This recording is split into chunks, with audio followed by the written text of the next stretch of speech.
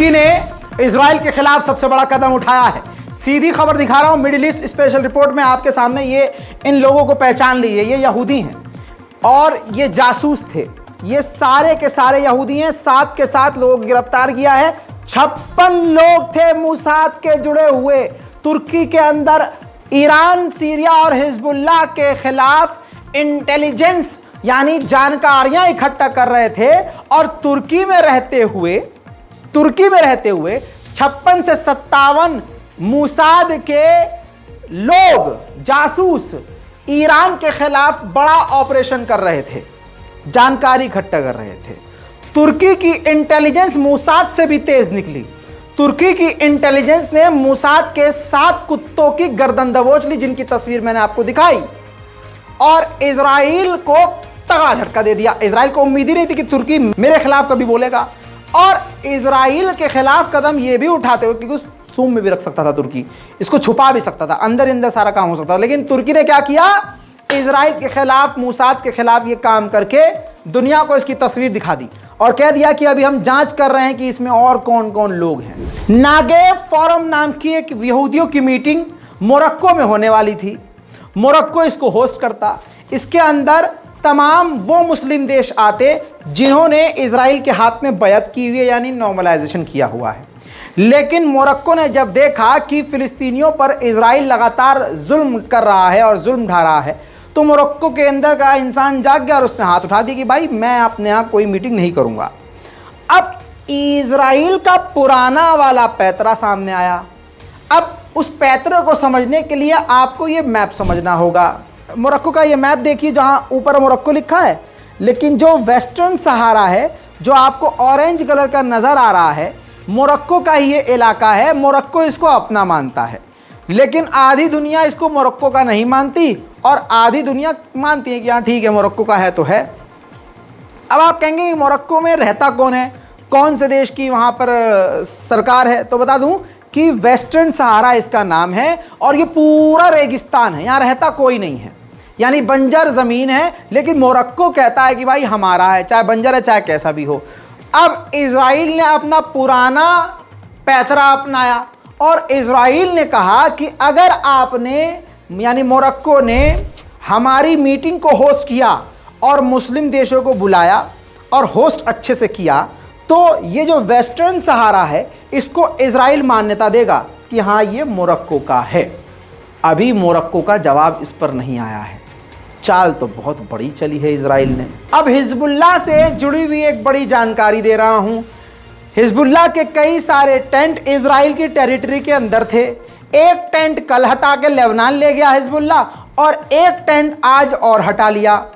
जो international piece security है, यानी जो अंतर्राष्ट्रीय लेवल पर एक दूसरे देशों के बॉर्डर पर नज़र रखती है कि कौन कहाँ गलत कर रहा है, वो टीम यूएन की लगातार हिजबुल्लाह के इस संगठन पर नज़र रख रही है। वहीं पूरी दुनिया के विरोध के बावजूद America, Germany, France, Britain, international communities, तमाम देशों के विरोध के बावजूद, अपने साथियों और दोस्तों के विरोध के बावजूद, एक बार फिर से इजराइल ने ऐलान किया है कि 500 और नए घर वेस्ट बैंक में फिलिस्तीनियों के मकानों को तोड़कर बनाएगा। यूएई में क्लाइमेट चेंज को लेकर मीटिंग होने वाली है। ये सब बहाना होता है, जिन देशों से ताल्लुकात सही नहीं होते वो उससे ताल्लुकात ठीक, बेकार की बात है। जैसे हमारे यहाँ त्योहारों का अब भारत में जो है इस्तेमाल सिर्फ रिश्तेदारी के लिए किया जाता है कि हाँ रिश्तेदारी है, लौंडियों के रिश्ते करने हैं, लौंडों के रिश्ते करने हैं, समझ रहे हो, ये हकीकत है भाई। जो ज़मीन से जुड़ा हुआ आदमी हूँ, बुरा मत मानना। आप फिर बिदक जाते हो ना, वरना रजवाई ये क्या कह दिया। सुनो, अब 1000 यहूदियों की टीम लेकर नेतन्याहू खुद यूएई जाएंगे और क्लाइमेट चेंज पर बात करेंगे। 1000 लोगों को लेकर। अबे अम्मा की बारात लेके जा रहे हो क्या हैं? इजराइल का आतंक इतना बढ़ गया है कि जेनिन के इलाके में ड्रोन का इस्तेमाल करके रेड किया और गोलीबारी करी। गोलीबारी में 10, जी हां, काला दिन है ये। आज 2023 का फिलिस्तीन के लिए काला दिन है। एक ही झटके में वेस्ट बैंक में ड्रोन से हमला करके उसने 10 फिलिस्तीनियों का कत्ल कर दिया। 50 से ज्यादा बुरी तरह से घायल हैं, जिनमें कई जिंदगी और मौत की जंग लड़ रहे हैं। और इससे ज्यादा मकानों को नुकसान पहुंचा है और लगभग 20 लोगों को 20 फिलिस्तीनियों को गिरफ्तार किया है। लेकिन इंटरनेशनल कम्युनिटीज खामोश हैं। इजराइल ने इतिहास का सबसे बड़ा जुल्म किया है। आपने बड़ी आराम से मिडिल ईस्ट की बीच में बताई गई इस रिपोर्ट को देखकर खाना खाते हुए या कुछ काम करते हुए इसको इग्नोर कर दिया होगा, लेकिन आपको याद दिला दूं और बताना चाहूंगा कि पिछले 20 साल में यह सबसे बड़ी रेड करी है, सबसे बड़ी घुसपैठ वेस्ट बैंक और फिलिस्तीन के इलाके में करके एक ही झटके में वो ड्रोन का इस्तेमाल करते हुए और गोलीबारी करते हुए 10 फिलिस्तीनियों को कत्ल कर दिया। उधर दोस्तों, मैंने पहले भी कहा है, कई बार कहता हूं कि अमेरिका अगर इजराइल का विरोध भी करे तो वो दिखावे के लिए होता है। यही बात ईरान कहता है, लेकिन कुछ भारत में मुसलमान और जो पाकिस्तान के कुछ मुसलमान हैं उनको ईरान के नाम से तकलीफ हो जाती है। मेरे दोस्तों, खुद अपनी आंखों से देखिए, अपना दिमाग चलाइए, अपना सियाह दिल जिसमें आप शिया सुन्नी लेके बैठे हैं उसको साफ और पाक कीजिए और पानी की तरह पाक साफ करके समझने की कोशिश कीजिए और इस खबर को समझिए कि इस रेड के बाद खबर यह आई है कि इजराइल ने इस रेड से पहले अमेरिका को बता दिया था कि हम रेड करने जा रहे हैं और हम ये सब करेंगे। इसके बाद अमेरिका से यह उम्मीद थी कि अमेरिका कहेगा यह गलत हुआ है, झूठे मुकेगा जैसे अब तक कह रहा था, लेकिन अमेरिका ने कहा कि इजराइल को अपने बचाव का अधिकार है और हम इजराइल के साथ हैं और हमारी इस पर नजर है। अबे सूअर के पिछवाड़े से निकली हुई टट्टी अमेरिका, आप उसकी बेगैरती ये देखिए। मैं अमेरिका से पूछ रहा हूं कि तुम्हारी अम्मा पर फिलिस्तीनी हमला कर रहे थे, बचाव का क्या मतलब? उनके पास मिसाइल था, रॉकेट था, क्या था? वो कुछ नहीं कर रहे थे दोस्तों, वो फिलिस्तीनी हमला नहीं कर रहे थे, बस फिलिस्तीनियों की जमीन पर कब्जा करना है। 100 की सीधी इजराइल की ये बात है, ये सबको समझ में आ रहा है। और दुनिया का सुपर पावर कहा जाने वाला अमेरिका अपना नंगपना दिखा रहा है। हद ये हो गई है कि पूरी दुनिया के मुसलमान खामोश हैं। भारत के मुसलमानों को तो मैंने छोड़ दिया है, क्योंकि बेचारे अपने लिए नहीं बोल पा रहे तो किसी और के लिए, फिलिस्तीन के लिए क्या बोलेंगे। बहरहाल, जनीन के इलाके में जिन लोगों के मकानों को, फिलिस्तीनियों के मकानों को तोड़ा गया था, वो कैंप लगा कर रह रहे थे। अब इजराइल की हैवान सरकार ने उन कैंप में रहने वाले मुसलमानों से कह दिया फिलिस्तीनियों को, ये जनीन का कैंप खाली करो। मकान तोड़ा, जिस आधुनिक जमाने में बेचारे टेंट में रह रहे थे तो उनका टेंट भी उनसे छीन लिया। अब वो फिलिस्तीनी अपने उस टेंट को भी छोड़कर जा रहे हैं। اللي بيسأل وين الناس، هاي الناس كلها بالحكومة، ما يحكيش ما يروحش برا البلد يدور عليهم، هايهم بالحكومة كلهم.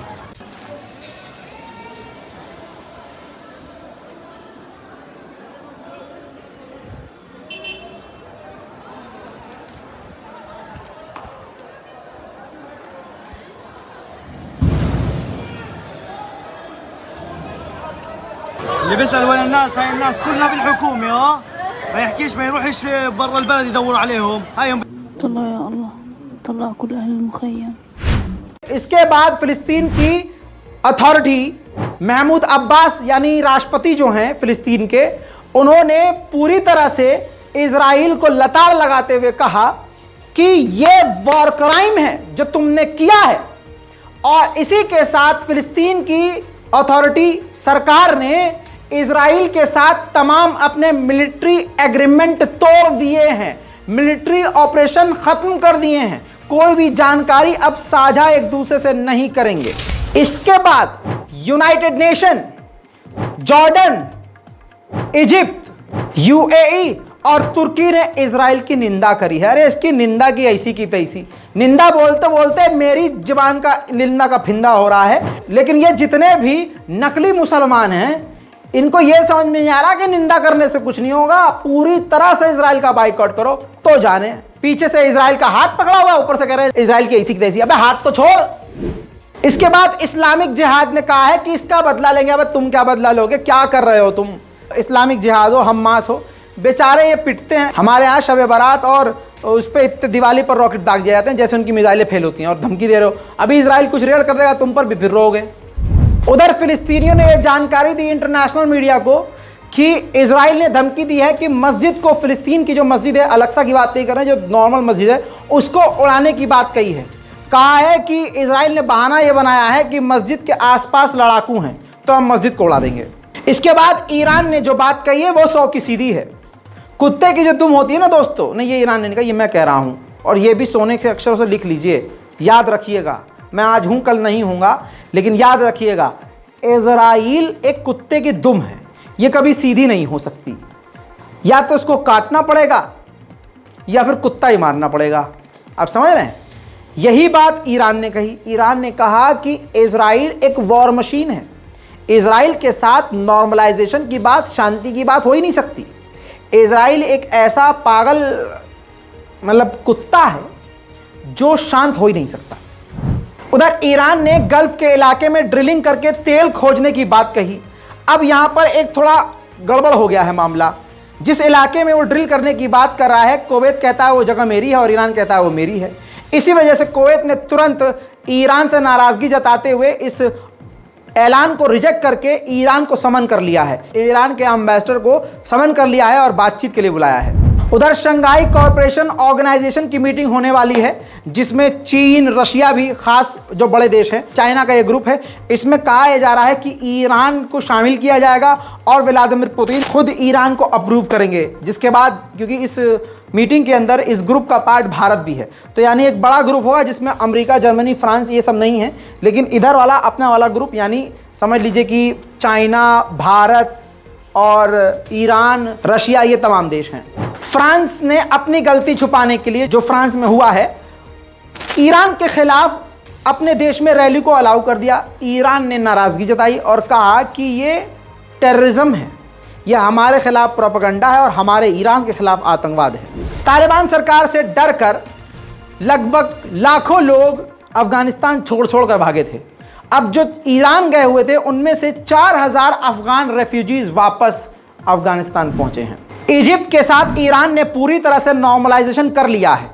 उसका सबूत यह है कि ईरान ने ऐलान कर दिया है कि अगले हफ्ते तेहरान से सीधी इजिप्ट की राजधानी तैयारों के लिए फ्लाइट शुरू हो जाएगी।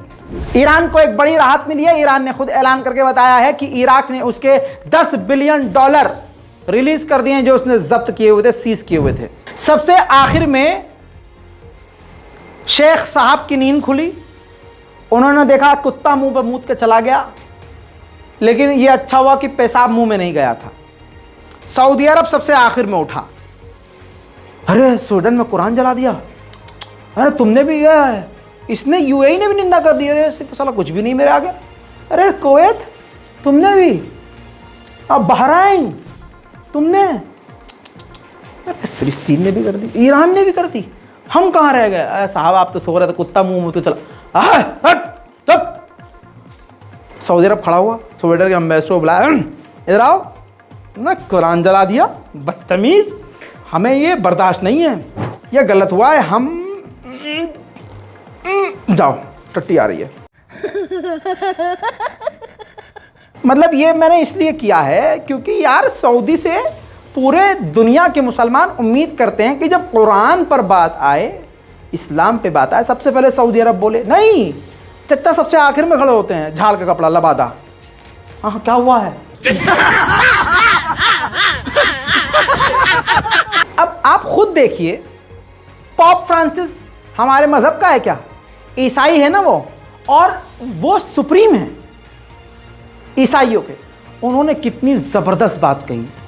उन्होंने कहा ये जो स्वीडन में कुरान जलाई है ना, इससे मुझे गुस्सा आया, इससे मुझे घिन आई, मुझे घटिया काम लगा, घिन आई कि ऐसा कैसे कर सकता है कोई। पूरे 57 मुसलमान देशों में एक भी मुस्लिम लीडर ने इतना सख्त बयान नहीं दिया।